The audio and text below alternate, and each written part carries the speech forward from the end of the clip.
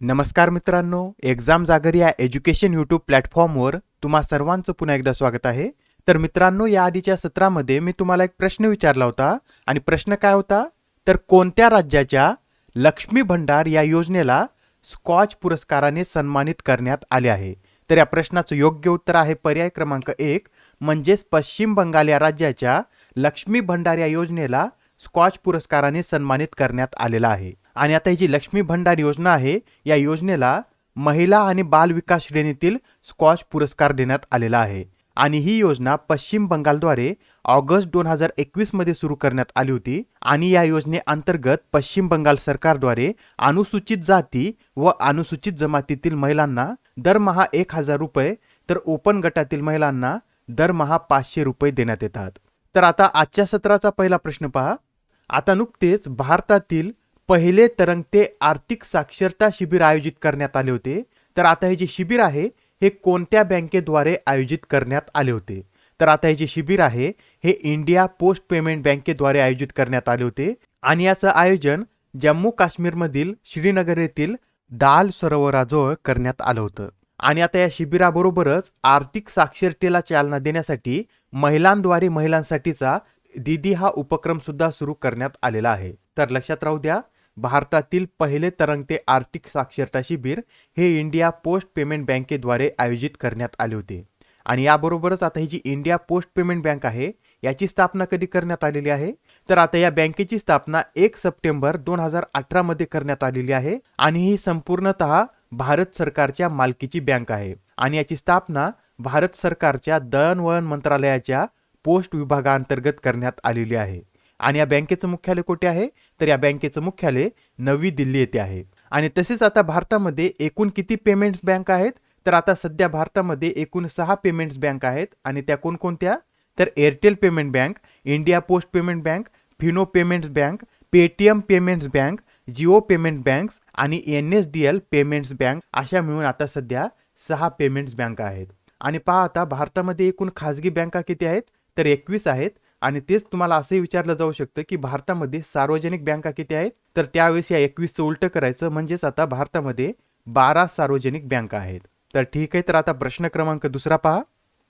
आता यामध्ये काय विचारलेलं आहे? तर अलीकडेच बांगलादेशद्वारे फ्रेंड्स ऑफ लिबरेशन वॉर या पुरस्काराने कोणाला सन्मानित करण्यात आले आहे?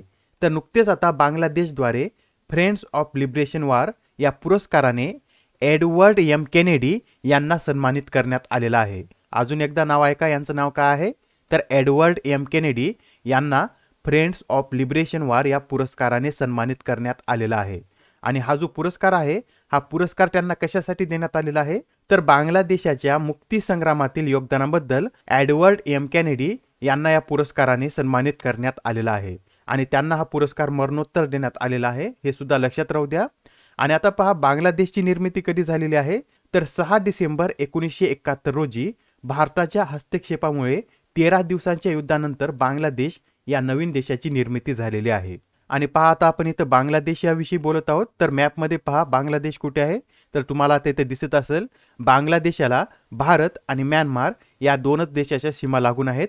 आणि तसेच भारताशी सर्वाधिक सीमा संलग्न असलेला देश कोणता आहे? तर बांगलादेश आहे. बांगलादेश आणि भारत या दोन देशामध्ये एकूण 4096 किमी सीमा संलग्न आहे. आणि आता याबरोबरच भारतातील कोणकोणत्या राज्याच्या सीमा या बांगलादेशाशी संलग्न आहेत? तर पहा, वेस्ट बंगाल, त्यानंतर मेघालय, आसाम, त्रिपुरा आणि मिझोराम या 5 राज्याच्या सीमा या बांगलादेशाशी संलग्न आहे. आणि आता या बांगलादेशची राजधानी काय आहे? तर ढाका ही राजधानी आहे. आणि चलन काय आहे? तर बांगलादेशी टका हे बांगलादेशचं चलन आहे. तर आता प्रश्न क्रमांक 3 पहा. आता नुकतेच उत्तर प्रदेशातील राणीपूरला व्याघ्र प्रकल्प म्हणून मंजुरी देण्यात आलेली आहे.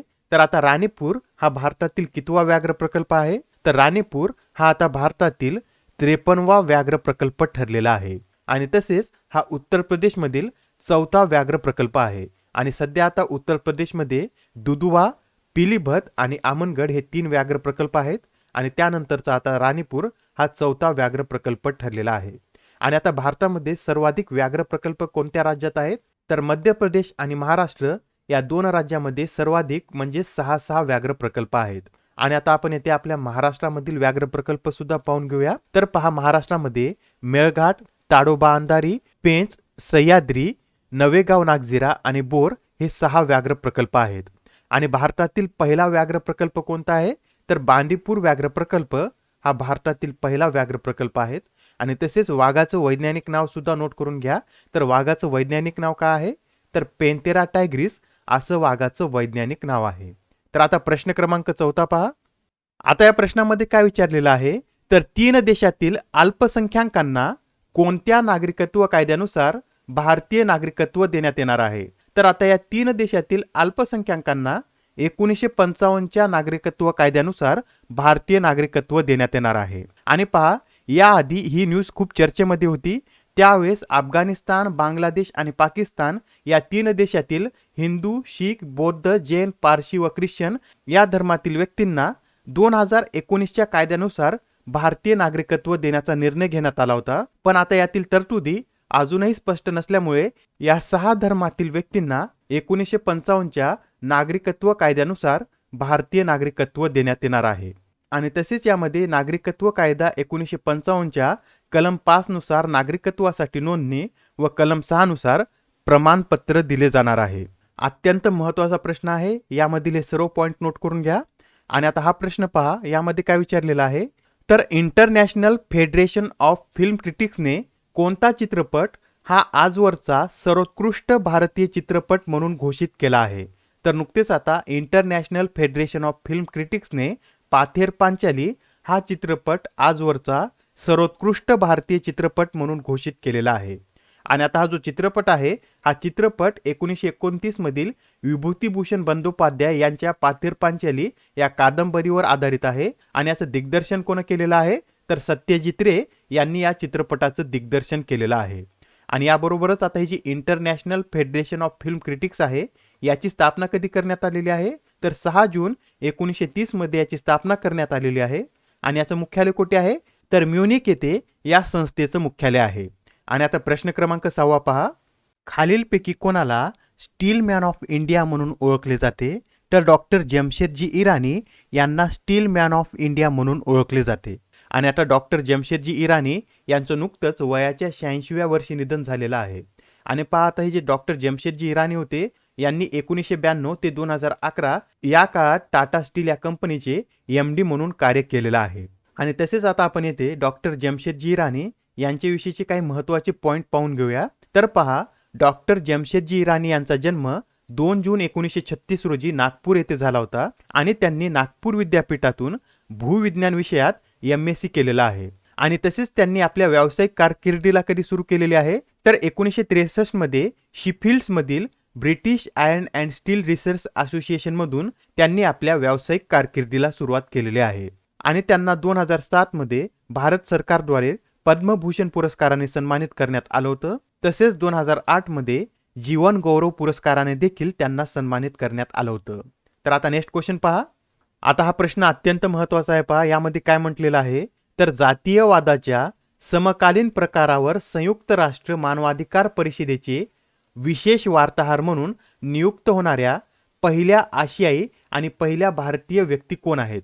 तर आता या जातीयवादाच्या समकालीन प्रकारावर संयुक्त राष्ट्र मानवाधिकार परिषदेचे विशेष वार्ताहर म्हणून नुकतीच अश्विनी केपी यांची नियुक्ती करण्यात आलेली आहे. आणि आता या ज्या अश्विनी केपी आहेत, या संयुक्त राष्ट्र मानवाधिकार परिषदेतील विशेष वार्ताहर म्हणून नियुक्त होणाऱ्या पहिल्या आशियाई त्याचप्रमाणे पहिल्या भारतीय व्यक्ती ठरलेल्या आहेत. आणि त्या कोणत्या राज्यातील आहेत? तर कर्नाटक या राज्यातील त्या रहिवासी आहेत.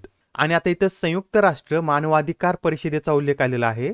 तर आता याची स्थापना कधी करण्यात आलेली आहे? तर याची निर्मिती 15 मार्च 2006 मध्ये करण्यात आलेली आहे. आणि याचं मुख्यालय कुठे आहे? तर स्वित्झर्लंडमधील जिनेव्हा येथे या संस्थेचं मुख्यालय आहे. आणि आता नेक्स्ट क्वेश्चन पहा. आता नुकतेच डेला न्यूक्लिअरायझेशन DLSC हे पुस्तक प्रकाशित झालेलं आहे. तर आता या पुस्तकाचे लेखक कोण आहेत असं आपल्याला यामध्ये विचारलेलं आहे. तर आता या डेला न्यूक्लिअरायझेशन DLC या पुस्तकाचे लेखक रेने नाभा हे आहेत. आणि रेने नाभा हे फ्रान्स देशाचे लेखक आहेत. आणि त्यांनी नुकतंच आता हे पुस्तक फ्रेंच आणि इंग्रजी या 2 भाषेमध्ये प्रकाशित केलेलं आहे. आणि याबरोबरच हे सुद्धा नोट करून घ्या, याआधी विमल जालान यांचं from dependence to self reliance हे पुस्तक प्रकाशित झालेलं आहे. त्याचप्रमाणे साहिल सेठ यांचं a confused mind story, Shashi Tharoor यांचं आंबेडकर लाईफ एलेन प्रेगर यांचं डेंजरस अर्थ, स्टीफन बार्कर यांचं lion of the skies, Deepti Naval यांचं a country called childhood a memory आणि वायोला डेव्हिस यांचं फाइंडिंग मी हे पुस्तक प्रकाशित झालेलं आहे. आणि आता प्रश्न क्रमांक 9 पहा. कोणत्या देशाने आनुवांशिकदृष्ट्या सुधारित भारतीय मोहरी प्रजाती ब्रासिका जसियाच्या व्यावसायिक लागवडीस मान्यता दिली आहे? तर नुकतीच आता ही मान्यता ऑस्ट्रेलिया या देशाने दिलेली आहे. आणि आता या ऑस्ट्रेलिया देशामध्ये ब्रासिका जसिया या भारतीय मोहरी प्रजातीचे सुद्धा उत्पादन करण्यात येणार आहे. आणि आता आजच्या सत्रामधील शेवटचा प्रश्न पहा. कोणत्या राज्य सरकारने USAIDच्या सहकार्याने trees outside forest in India हा कार्यक्रम सुरू केला आहे?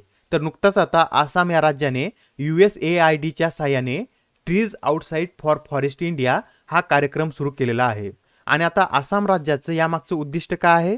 तर आसाम राज्याला आपलं वनक्षेत्र हे 36% 38% वाढवायचं आहे. आणि त्याच प्रयत्नामध्ये आता आसाम राज्याने हा कार्यक्रम सुरू केलेला आहे. आणि आता हे जे USAID आहे याचं फुल फॉर्म काय आहे? तर United states agency for international development असं याचं फुल फॉर्म आहे. आणि याची स्थापना 3 नोव्हेंबर 1961 मध्ये करण्यात आलेली आहे. आणि याबरोबरच आता इथं आसाम या राज्याचा उल्लेख आलेला आहे. तर याविषयी हे सुद्धा लक्षात राहू द्या. आसाम राज्याचे सध्या राज्यपाल कोण आहेत? तर जगदीश मुखी हे राज्यपाल आहेत आणि हेमंत बिस्वा शर्मा हे आसामचे मुख्यमंत्री आहेत. आणि तसेच आसाम या राज्यामध्ये एकूण 5 नॅशनल पार्क आहेत. आणि ते कोणकोणते? तर काझीरंगा नॅशनल पार्क, मानस national park, Nameri national park, orang national park आणि दिब्रू सेखवा नॅशनल पार्क हे आसाम या राज्यामध्ये स्थित आहे. आणि आता आजचा तुमच्यासाठीचा प्रश्न पहा. ICAR ऊस पैदास संस्थेच्या पहिल्या महिला संचालक म्हणून कोणाची नियुक्ती करण्यात आली आहे? आता या प्रश्नाचं उत्तर कमेंटमध्ये देण्याचा प्रयत्न करा. उत्तर चुकलं तरी काय हरकत नाही, कारण ज्यावेळेस तुम्हाला या प्रश्नाचं योग्य उत्तर माहीत होतं त्यावेळेस हे प्रश्न तुमच्या दीर्घकाळापर्यंत लक्षात राहतात. तर आता पुढच्या सत्रामध्ये पुन्हा भेटूया. धन्यवाद.